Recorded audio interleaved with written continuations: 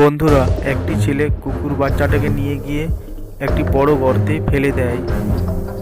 কুকুর বাচ্চাটি অনেক কান্নাকাটি করছিল। তখন কুকুরছানার মাটি কান্না শুনে দৌড়ে আসে। তারপর দেখো শেষ পর্যন্ত কি হয়।